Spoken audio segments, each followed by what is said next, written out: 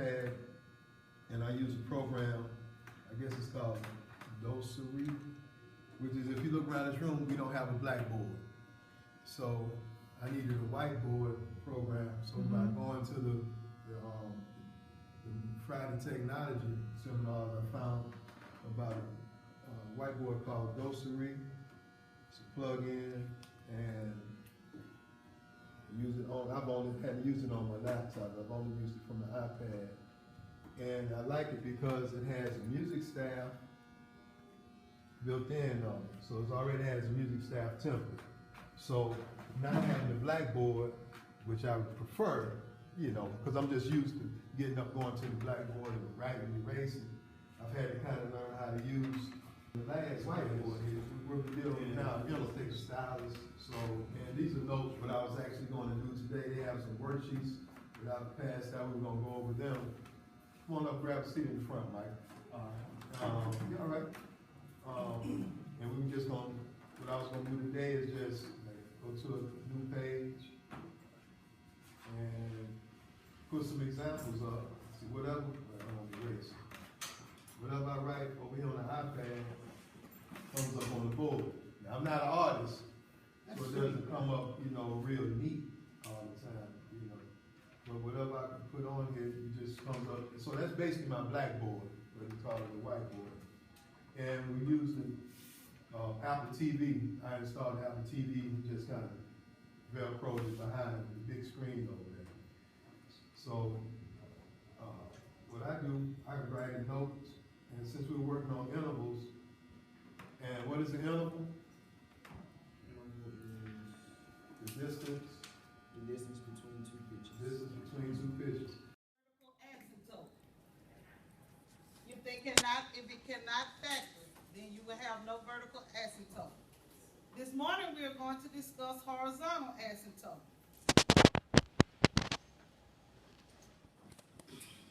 Alright. Once again, there's this big long drawn out definition in the book about horizontal asymptote. What I'm going to do is I'm going to teach you horizontal asymptote by doing examples. Okay? Let's go. A. We have f of x is equal to 4x over 2x squared plus 1.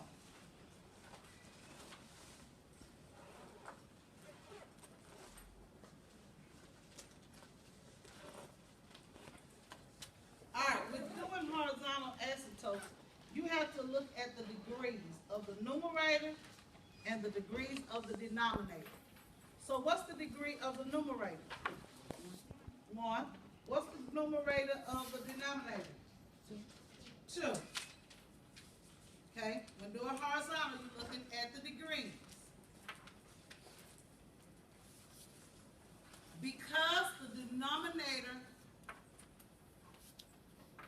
degree is larger than the numerator, my horizontal asymptote is y equals 0. Because the degree in the denominator is larger than the degree in the numerator, your horizontal asymptote is equal to 0.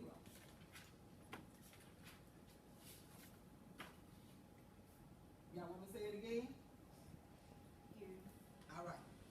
Because okay, what is a degree? The exponent. That's another name for exponent. Okay?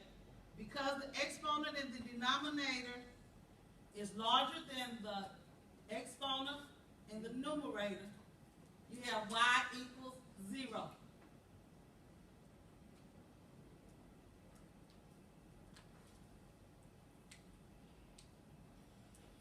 All right, let's do B.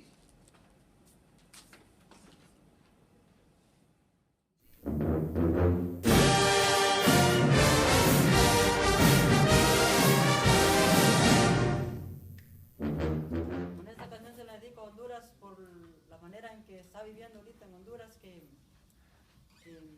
no, a veces no tenemos una libertad, ¿no? Que a veces nos tienen sumergidos los gobiernos. Entonces por eso yo Vamos a cantar esta canción enfrentando a Honduras. Okay, he's presenting about his country, Honduras, and what he just said was just the summarization of what I was telling you about what's going on in Honduras with their government. Muy bien.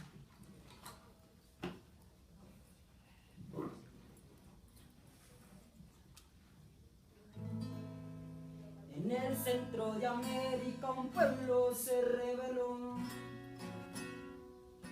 porque marcó la senda, hizo la revolución, ahora lo quieren callar.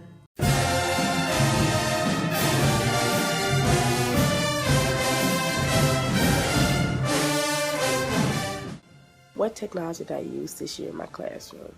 This year I used Clourth-Louis, I used Top Hat, I used Air Media, I used Apple TV, and I used Instagram. When I used Apple TV and Air Media, it allowed me to come from behind the podium and interact with the students more. I was able to walk around the classroom, see students' eyes and how they were grasping concepts that were taught.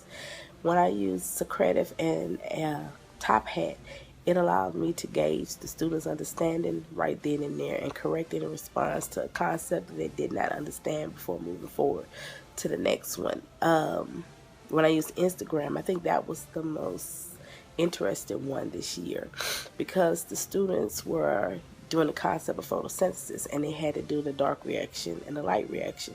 Well, one part they took a photo with the flash and then the other part they took a photo without the flash and allowed them to see the difference between the light reaction and the dark reaction. The students enjoyed the use of technology. When I did not use technology, they wanted me to use it more. So they love to be engaged. They like the games that we played, how the concepts were brought to them, the quizzes that were given, especially if we're using Top Hat or Clourth-Louis. Top Hat also was useful in me taking roll because in my classes they're usually large. So if I had a class of 60 people, it was easy to take a roll with Top Hat. So the students responded good to technology. They liked it. I'm going to use it more next year. I just wish when it comes to my lab classes, I could have more technology for the lab classes. Right now, our lab classes are not equipped for technology, but hopefully we can slowly get them technology friendly so that may be used for next year. Tech Fridays, I thought were very useful, especially for those faculty who are not technology savvy. It allowed them to see that technology can be your friend. It also helped them go step by step if we were dealing with Blackboard so they could be more friendly with Blackboard and use it more often. For those of us like me who are geeks, technology geeks, and always looking for new technology to use, it introduced us to technology that we didn't know of. I will be using some more of the technology that I learned about probably next year because I'm going to integrate more technology into my classrooms next year, and during the summer I'm going to take my time to learn about some new technologies that I did not know about so I can bring it into my classroom next year, and might even start with it this summer in my classroom this summer. So keep up the good work. Tech Fridays is working. Let's make Southern technology friendly.